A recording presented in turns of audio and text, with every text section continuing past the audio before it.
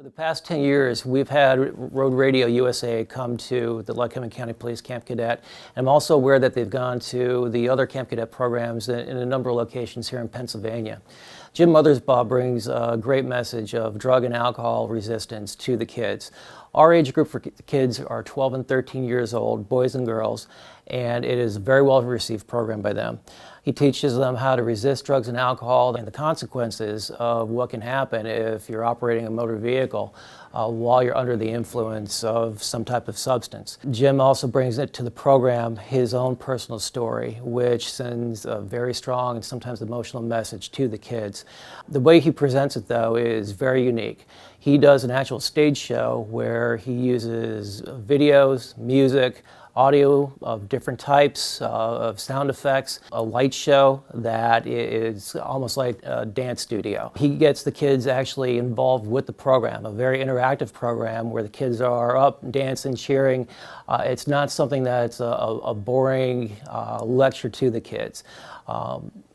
He's done a great job with this for the past 10 years that we've been involved with the program, and we believed in the program so much that after the first time we had it at the camp, we made sure to incorporate it into our schedule every year. This was one of the best things, one of the best assemblies ever to come. It really catch your attention starting out with the music and everything. It really gets the kids involved. Once Jim's story was presented, I was actually crying. It really, it hit home because it really showed you, don't do that, because he went through that and he's still struggling from years on. I'm still kind of about it. This is the moment, tonight is the night. We'll fight till it's over, so we put our hands up like the ceiling can't hold us.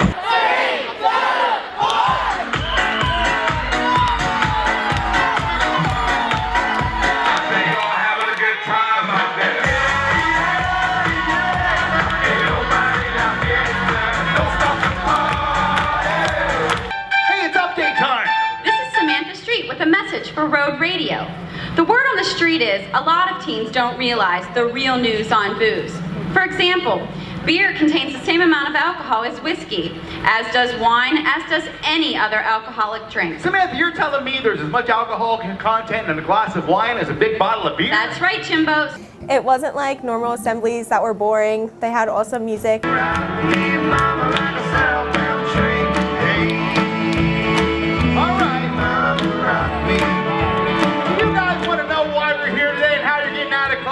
Let's have a big thanks to our friends at the Geisinger Children's Miracle Network and the Janet Wise Children's Hospital. Big round of applause for him, all right? I really liked how the message was presented with music and stuff, and to show how it relates in the media and stuff. And I liked the visual effects that show what can happen if you do drink and drive.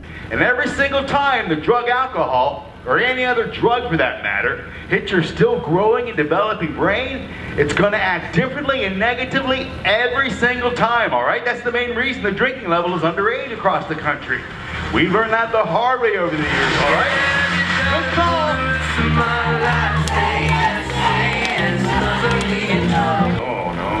Oh, no. Yeah, but what's that? Whoops.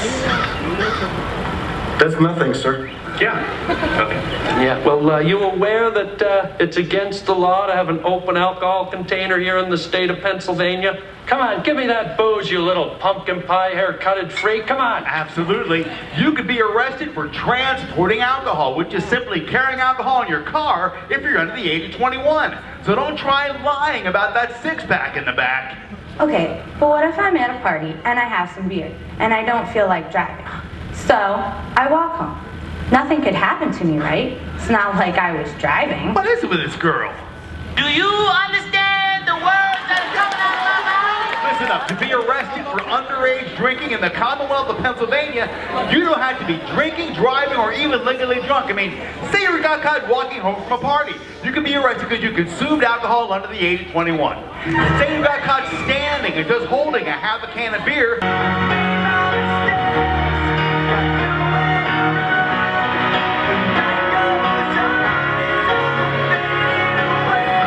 We were greeted at the emergency room by nurses with solemn looks on their faces. We're preparing your son for life flight to Geisinger.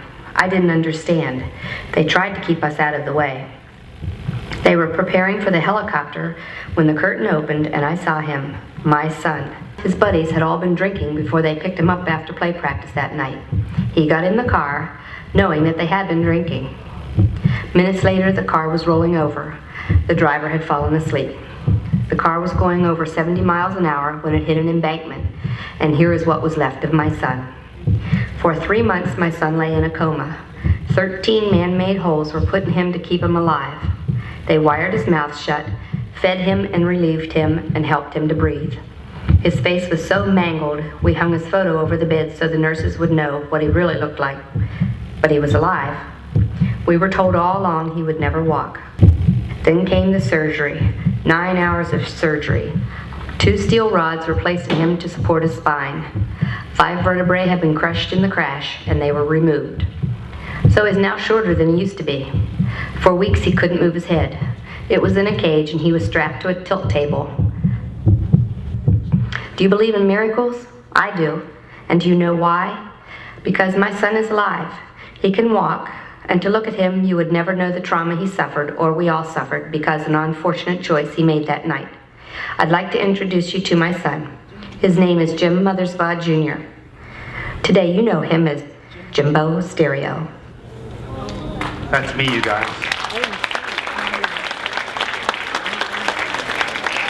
Thank you, guys. You know, I don't do this show, we don't do this show for applause. Finding out that that was Jim in the wreck was actually very heartbreaking, and it made me realize a lot of things that I've done in the past I should not do anymore. It created a great message for students and what not to do in their lives.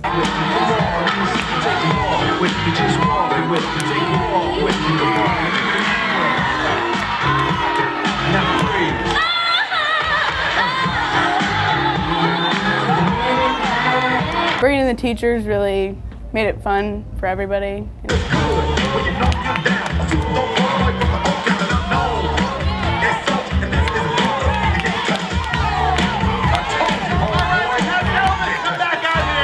And he's a top salesman. He sold more stereos and more computers than anybody out there. Problem is when it came time to check the people out at the register, he couldn't remember the steps on how to check somebody out. So they had to let him go. He couldn't work there anymore. He worked at some radio stations, and he had trouble running the computers at the radio stations, so he wasn't able to do that job either. So that's another reason why he does this, because this is almost the only job he can do. And he's good at it, don't you think? He's good at it.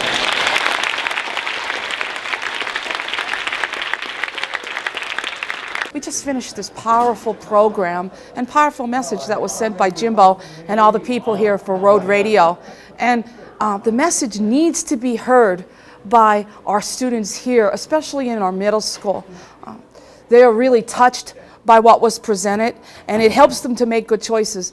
It was entertaining, not to mention, it also got the point across. And that story, man, whew, grabs you at the heartstrings. The story gave me goosebumps. And the story definitely was life-changing. I can honestly say I'll never drink and drive ever. It was really shocking, because that true story, you wouldn't think that it would hit that close to home, and for him to come out there on the stage after I always went through was really surprising and really encouraging, and really a good reason why not to even get involved with alcohol, really. And I'm pretty sure from now I'll never do that. So that's changed me forever. So I have an older brother. Yeah, he sometimes does that, and I want to go home and tell him, Nick, this isn't going to be the right thing for you to do. This isn't what's going to make you happy. You may think that it's right now, but it's not. It's not. And it's just reaffirmed that the path I'm on to not drink alcohol is the right one. When they said that we were getting out of class early, I thought it was just because it was just another boring assembly, but you know, this actually impacted me a lot. A personal, realistic type of message that he has brought out to our school really, really assists us in helping it to hit home and be real, if you want to say that, to our students who can really relate that they need to make good choices and not do anything that hurt them or anyone else. The program's effective because it really uses popular music. I mean, music from just the past month or so. The students tune into that and grabs at their emotions. I actually could feel the silence. I could feel their heartbeat when they were excited. I mean, it was the emotions were palatable. I definitely recommend this at every other school. It's real important that we have sponsorship and funding to bring in programs like this, especially from the outside, that we have people who want to bring a message to our students that hits home with students, not just someone who lectures, but has lived the real life experience. We need people to step up and sponsor programs like this, big organizations and corporations, so our students, that we all could make a difference for our students in this world and in our schools. I can't see any reason not to bring the program into a school. Road radio really gets the kids up, and they'll be dancing in the aisle, and the principals and the teacher will be going, and then all of a sudden he whacks them with his car accident actually, and what happened to him personally. But we're looking for input and how to make this better and how to improve it. I think the message is very clear and it comes across very strongly. I mean, the emotions really came out, and I think kids tend to brush that off at that age, but if they're there watching it, I don't think they're going to be able to brush it off.